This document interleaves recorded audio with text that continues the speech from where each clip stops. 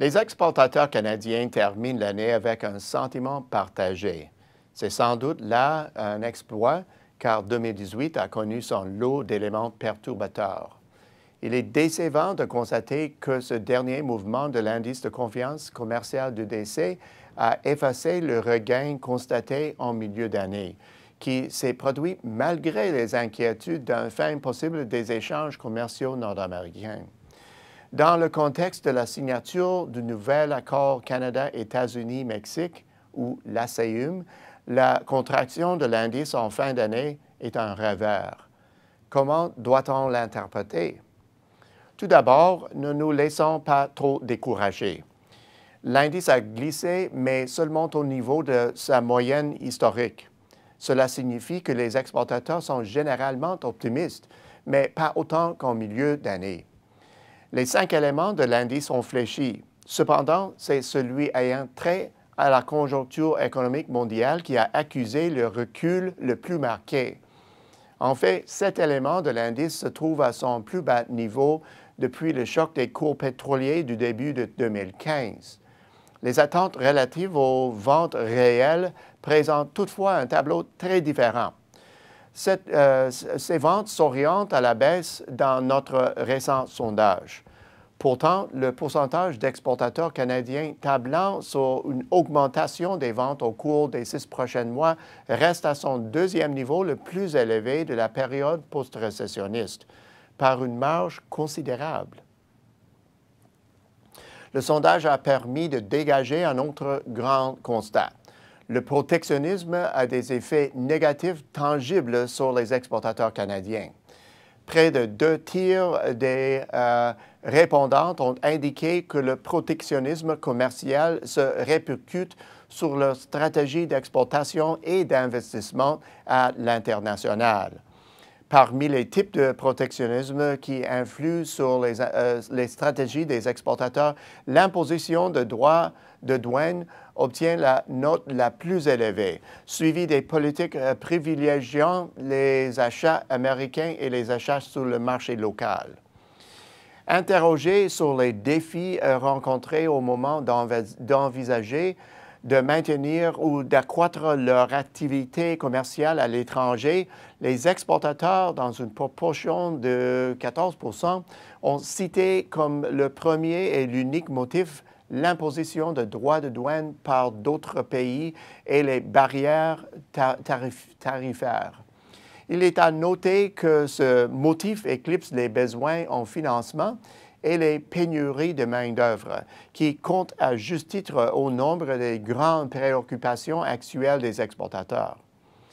Plus précisément, pas moins de 34 % des exportateurs ont ressenti les conséquences négatives de l'imposition des droits de douane sur l'acier et l'aluminium, toujours en vigueur après la signature de l'ACEUM.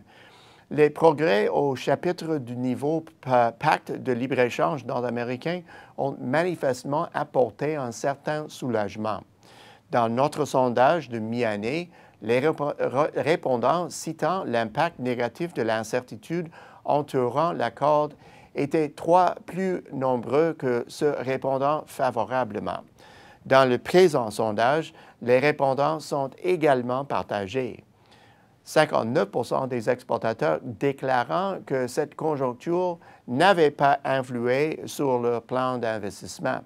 Les progrès sur l'accord semblent avoir stimulé l'appétit des investisseurs. 23 % des exportateurs prévoient augmenter leurs investissements suivant la renégociation de l'ACEUM, tandis que 22 % ressentent le besoin de retarder leurs investissements.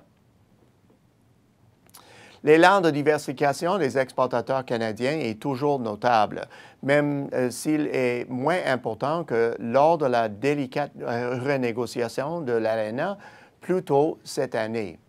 Une majorité, soit environ 55 % des personnes interrogées, prévoient exporter vers de nouveaux marchés au cours des 2 prochaines années. Cela s'ajoute aux 38 % des répondants qui ont exporté ces 2 dernières années. Parmi les marchés en tête de liste, on trouve le Royaume-Uni, l'Allemagne, la Chine, la France et le Mexique.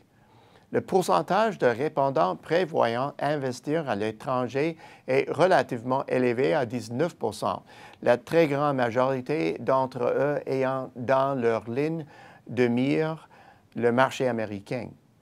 Au nombre des autres éléments d'intérêt figure l'attitude des exportateurs canadiens face à l'embauche. Pas moins de 48 % des exportateurs interrogés prévoient embaucher davantage au cours des 6 prochains mois et 35 % déclarent avoir de la difficulté à recruter de la main-d'œuvre qualifiée, un résultat qui fait écho aux conclusions de la Banque du Canada. Autre constat, la confiance était moins élevée dans les entreprises de toute taille. Et fait étonnant, les petites entreprises se sont dites moins touchées. Nous observons le même constat à l'ensemble des secteurs. La filière du transport, où la confiance est légèrement en hausse, fait figure d'exception. Sans surprise, le secteur de l'énergie est le plus éprouvé. À l'ensemble du Canada, les meilleurs résultats ont été du côté du Québec et du Canada atlantique, les plus faibles dans l'Ouest. L'Ontario est légèrement en deçà de la moyenne nationale. Au bout du compte, ce qui inquiète les exportateurs canadiens, ce sont moins leurs ventes actuelles à l'étranger que les politiques protectionnistes qui menacent de les ralentir. Voilà qui n'est pas rassurant à l'aube de 2019. Mais si les préoccupations à l'égard du protectionnisme sont relayées à l'échelle mondiale, on pourrait sans doute y répondre plus rapidement. À la semaine prochaine, c'est Peter Hall.